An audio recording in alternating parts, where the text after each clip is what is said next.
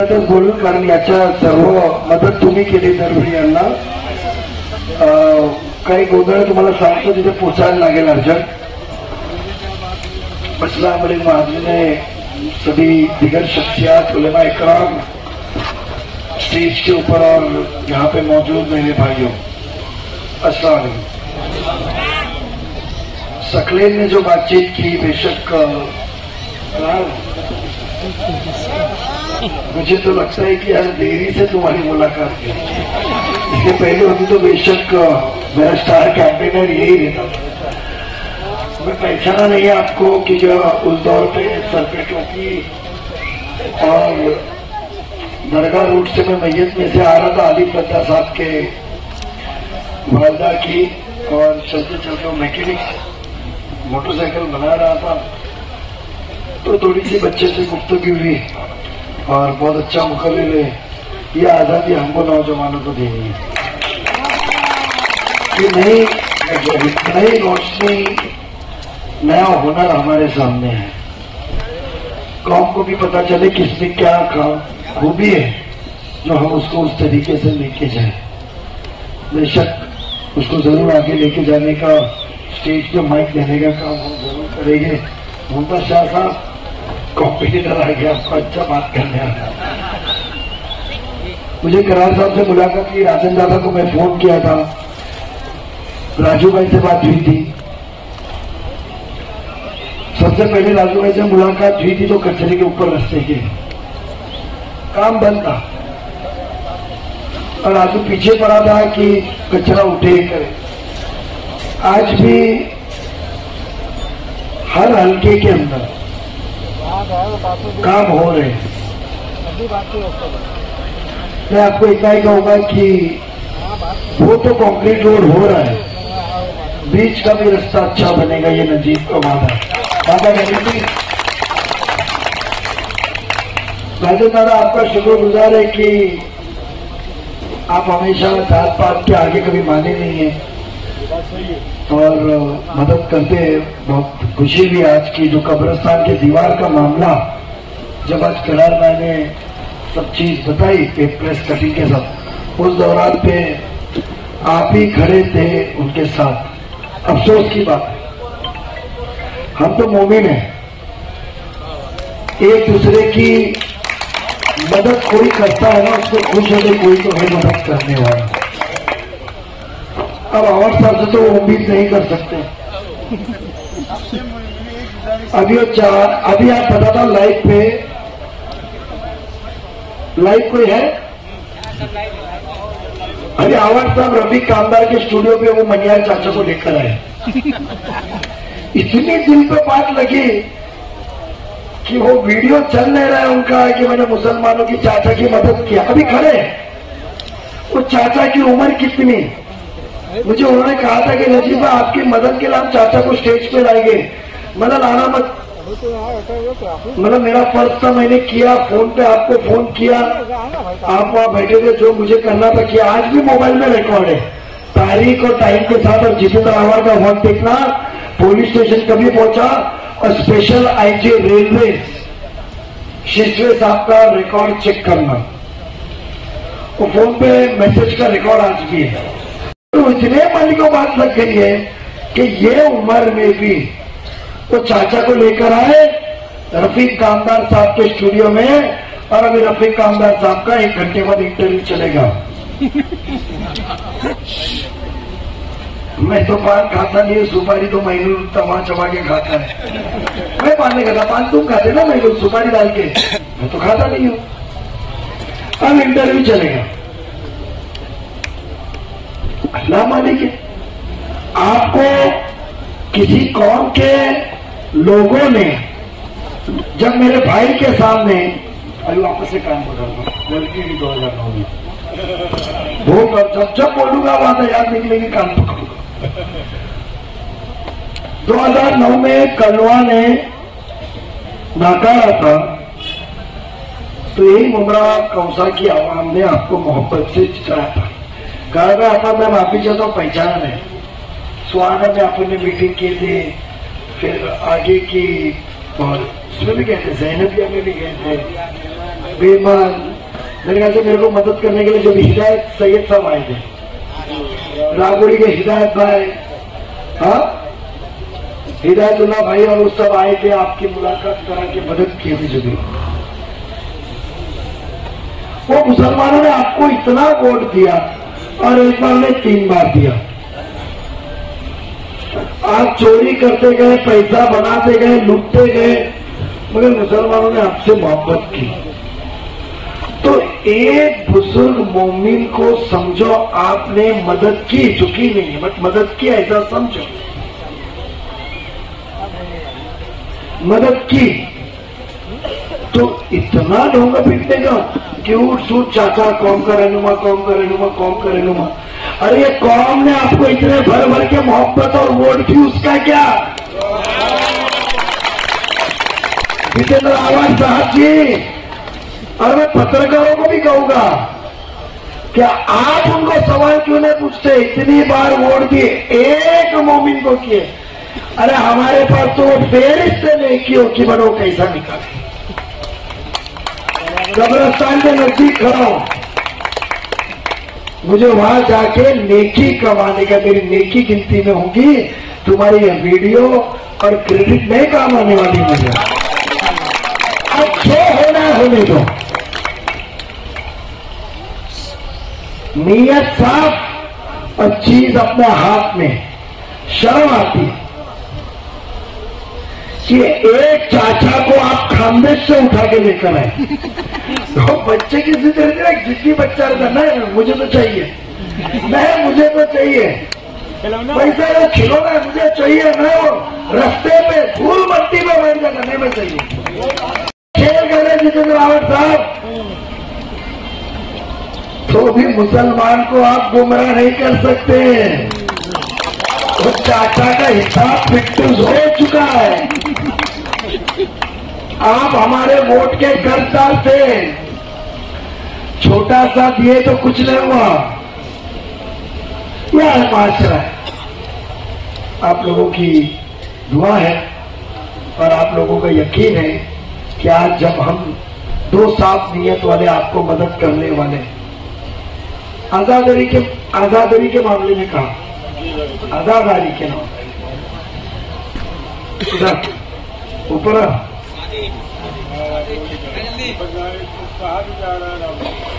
शादी का, ये इसकी वालिदा हिदायतुल्लाह साहब की बड़ी बहन, मेरा मम्मा अम्मी, ये आपकी जमात से अपनी मस्जिद बना, उनका नाम क्या और जगह जिसके लिए इसका बेटा दोस्ती में, कैसर साहब। कैसर साहब का एक छोटा सा झोपड़ा था रागोड़ी में, तो कैसर साहब के झोपड़े के आज मस्जिद के सामने कचरा फेंका जाता है आपके, कि सफाई होके सब चीज मुकम्मल रखी जाती है? एकदम मुकम्मल रखी जाती है, एकदम बढ़िया होती है, कोई तकलीफ नहीं है। अभी तक हमको कोई तकलीफ नहीं है, ना आजादारी में तकलीफ आई, ना कोई और चीज में तकलीफ आई, कभी नहीं आया। उल्टा कभी अगर चीजें लेट भी हो जाती थी आजादारी के टाइम पे, जैसे टाइम एक्सटेंड हो जाता था मजलिसों में, महफिलों में, तब भी हमको तकलीफ नहीं आई, ना पुलिस की तरफ से ना प्रशासन की तरफ से। बहुत से जब तक बहुत है तब तक वहां पे कभी तकलीफ आ भी नहीं थी। मस्जिद आंटी जी की ऐतराफ वाले थे, कैसर भाई का कोने में झोपड़ा था, उनका बेटा भी दोस्ती में रहता है। अब जो बदगुमानी फैलाना चाहते हैं, तो जिसकी बदगुमानी फैलाना चाहते हैं वो इबादत क्या करेंगे? इबादत तो आप करते हैं कि अभी तक किसी को पता भी नहीं, तो हमने कहा क्या क्या था। मैली में आपने छपरा लगाई है, किसी को नहीं मालूम। मेरी कब्रिस्तान में ये आपकी नेकी है, किसी को बताते ही नहीं है।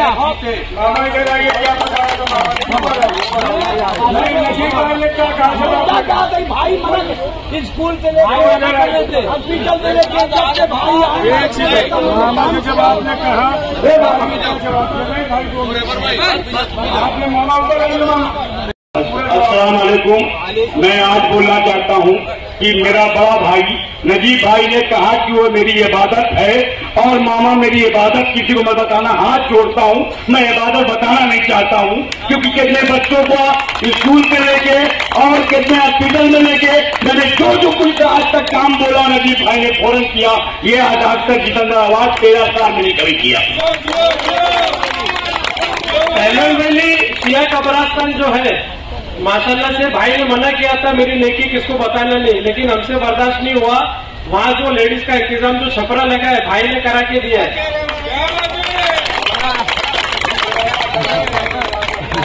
नेकी गई। अरे अभी तो बैंक में अभी वापस से बैलेंस बढ़ाना पड़ेगा।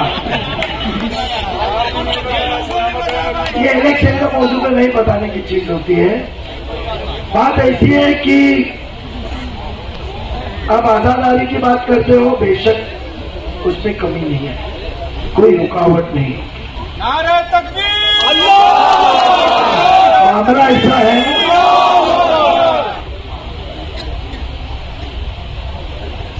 क्योंकि हमको कयामत को थोड़ा दूर ढकलना है, तो हमको जितने फिरके कम रहेंगे उतना समझना कयामत नजदीक नहीं है।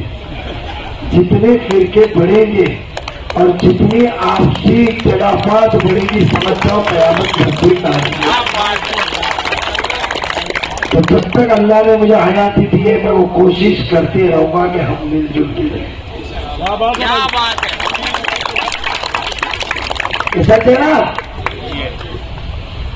तो ये इलेक्शन में निकालना बोलना, जितेंद्र रावत साहब को ये मैं कहना चाहता हूं कि जो जिम्मेदार मेरे पास आए थे में काम होता है ना, अल्लाह अपने को रसूख देता है, कुव्वत देता है, एक अपने जरिए एक रास्ता देता है। सब मर्जी अल्लाह की होती है, पर जरिए इंसान है, मखलूक होता है। तो जमात के मखलूक जरिए आप हो किधर, तो वफादार से आपकी जमती है नहीं जमती है, सामने वाले से जमती नहीं जमती है, आपको पता चले। रीना मैडम से जमे नहीं जमे, नजीबुल्लाह से जमे नहीं जमे, आपको पता चले कि मेरी जमात को ये चीज चाहिए, अपना काम करने का भूल जाए। रीना मैडम को भी यही नसीहत। सभी जो सियासत में है, मुझे अफसोस हुआ जब पता चला कि कब्रिस्तान का मालिक महापालिका, कब्रिस्तान का मालिक महापालिका, थाने महानगर पालिका के पास जैसा स्मशान संभालने के लिए, शमशान भूमि संभालने के लिए केयर टेकर है, वहाँ डेथ सर्टिफिकेट, ये बॉडी की अंतविधि इधर हुई है, वो जमाने का दाखला देने को है, वो मुस्लिम कब्रिस्तानों में नहीं है। इसको तो मोमिन करना पड़ेगा, उसको वो दौर से चलते आ रहे, यहाँ नहीं है। इंशाल्लाह आने वाले दिनों में लाएंगे, तो जब तक नहीं तो हमें जेर निगरां कोई ना कोई संभालता है। अफसोस हुआ जब पता चला कि जब से कब्रिस्तान की तामीर हुई है, वो लाइट का बिल आप लोग चंदा निकाल के भर रहे, जबकि वो लाइट की बिल की जिम्मेदारी थाने महानगर पालिका की। पानी का बिल पूछा, वजू खाना, ये वो सब बातचीत कर रहे थे। अब बात निकली तो आगे की बात बताता हूँ, गेट की और उसकी। तो मैंने बोला आप क्यों भरते? हम लोग भरते। तो वहीं डेप्यूटी सिटी इंजीनियर पवार को फोन लगाया, आचार संहिता नहीं थी। मैंने बोला ये कौन सी मर्जी? बोला वहाँ बोरिंग भी करना है। तो बोले ये शेड हमने बनाया। बोला आप क्यों बनाते हो? कब्रिस्तान के अंदर इखराजात करने को, नूतनीकरण और दुरुस्ती करने को जिस दिन नजीब मुल्ला उस सभागृह में कदम रखा 2002 में, उसके 1 साल बाद वो बजट देना शुरू हुआ, उससे हम काम करते। राजा आप 97 में थे, 97 से उसके पहले कब्रिस्तान को बजट नहीं था, सिर्फ स्मशान नूतनीकरण दुरुस्ती था। शीते साहब अपने सभागृह में था। मेरे इधर 3 कब्रिस्तान है, एक हमारा कोकनी, एक रावी जो कोकनी का जंगल की, और एक जनरल बड़ा। मैं साहब को बड़ा जल्दी रखते, बजट डाला है, तालीमी रफ्ता था तो पता था कैसा करने का। नया नया बैंक में चुन के भी आए थे। बोला खाली शमशान के आगे चढ़ी मार के कब्रिस्तान लिख दो। बोले इससे क्या होगा? बोला साहब जो पैसा रख रहे हैं ना तो कुछ पैसा कब्रिस्तान की मरद में भी होगा। वो मानना चाहिए वो सच को। आधे मिनट में उन्होंने पीएम को बनाया कि बजट का जो लेटर का हेडिंग चेंज कर, कब्रिस्तान डाल दे और जाने दे। आज 2003 का वो वक्फा था और आज 2024 है। 21 साल से कई करोड़ रुपीस पूरे थाने महानगर पालिका के अंदर कब्रिस्तानों का शुरू हुआ। और सिर्फ थाने महानगर पालिका पे हितेंद्र ठाकुर के उप महापौर थे वसई विरार के सगीर डाके साहब, वो हमारे रिश्ते में कोकनी है। वो वसई से आया, बोला अरे तू कब्रिस्तान में पैसा चालू क्या किया? मतलब तुमने गए डंडी डाला कब्रिस्तान में। भिवंडी में भी शुरू की, कल्याण में भी शुरू हुई, सब जगह उसका मामला शुरू हुआ। बट अफसोस कि जो आपके सामने गलत अफवाह फैला के गुमराह कर रहे, वो उस दौरान पे काम सही करते ना तो वो गुमराह क्यों करते? आप उलमा इकराम के सामने आके कहते थे मैंने तो आपका ये काम किया, मुझे वोट दो। और गुमराह भी कर दी इतनी गंदी कि शिया सुन्नी लगाने को निकले। वो वक्फा तो इस हिंदुस्तान से खत्म हो चुका है। क्या बात है। जलालुद्दीन साहब चले गए, वो इसराइल गए कि नहीं गए पता नहीं है। एक बार गए थे, मेरे को मालूम है उनका फ्लाइट नंबर से गए थे, एयर जॉर्डन थी, इकोनॉमिक क्लास से गए थे। सुबह का टाइम है, कामत करके छोड़ने को अंदर गया था, प्लेन में सुला के उसने मेरे को फोन किया था, आज भी नंबर है उसका। 7 दिन के लिए गए थे, उसके बाद का पता नहीं है। मगर यहूदी नसारा जो सोच होती है बर्बाद करके इंतजार फैलाने की, वो गए कि नहीं गए पता नहीं, बट इस्राएली सोच आज तो यकीन हो गई कि उसके जहन में। यानी इंसान को तुमको सारा मोहब्बत से दिया। अरे वो शिया ने भी दिया, सुन्नी भी नहीं दिया, बोरी ने भी दिया, खोजा ने भी दिया, तबलीग ने भी दिया, अहले हदीस ने भी दिया, सुन्नी ने भी दिया, हर जमात ने आपको दिया। और चंद वोटों के लिए अपना मकान बचाने के लिए इतना इंतजार। अल्लाह माफ करे। अब सोचो, ये तो कल हमको मस्जिदों के बाहर एक दूसरे के बाहर लड़ा लेंगे। वो दिन दूर नहीं है, ये हमारे एक दूसरे के खिलाफ तलवार निकालने को लगाएगा। उसके पहले ये हो, मैं इतनी दरखास्त करूंगा कि 20 तारीख को 2 नंबर का बटन दबा के आप आपके भाई को जिताइए। जो काम है वो करेंगे। आजाद आदमी का मामला तो जहन में भी रहे। हम तो हमेशा कहते और बयान में कहते हैं, अरे आप इस्लाम खतरे में है क्या बोलते हो बीजेपी के नाम पे? अरे हम तो वो कौम है कि हर 10वें आशूरे के दिन करबला से इस्लाम जिंदा होता है। ये तो हर इमाम कहता, हर मसलक का, हर दीन का। और ये हमको कहते हैं कि बीजेपी से इस्लाम खतरे में। हर साल जिंदा होता इस्लाम, वहां से नई रोशनी, नए जोश के साथ।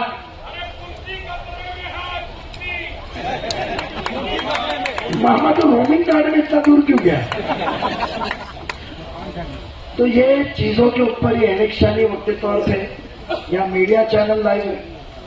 मैं मुमरा कौसा के सभी आवाम से कहूंगा कि यहूदी नसारा को कभी अल्फाज वापरा नहीं था, बट यहां आने के बाद इतना गंदा कि तुम शिया सुन्नी शिया कर रहे हो। इस मामले के अंदर तो मैं आपको कहूंगा जितेंद्र रावत साहब, अब तो जंग जो 2 दिन की बची है ना, वो असली जंग अब शुरू हो रही है। अब जो कल से बाहर चीजें निकलेगी ना, अब जो चीजें निकलेगी ना, वो देखना क्या अब हमारे कौम के पीछे लगे चंद वोटों के लिए। मुसलमान कौम इस्लाम के पीछे लगे, हम तो सब मोमिन हैं। और आप इस तरीके की हरकत कर रहे हो, इंशाल्लाह अल्लाह माफ नहीं करेगा। सकलेन ने जैसा कहा, अल्लाह की छड़ी में आवाज नहीं होती। इंशाल्लाह 23 तारीख को वो आवाज नहीं है, वो छड़ी पता चलेगी। ये दुआ की दरखास्त करके इजाजत देता हूं। अल्लाह हाफिज़।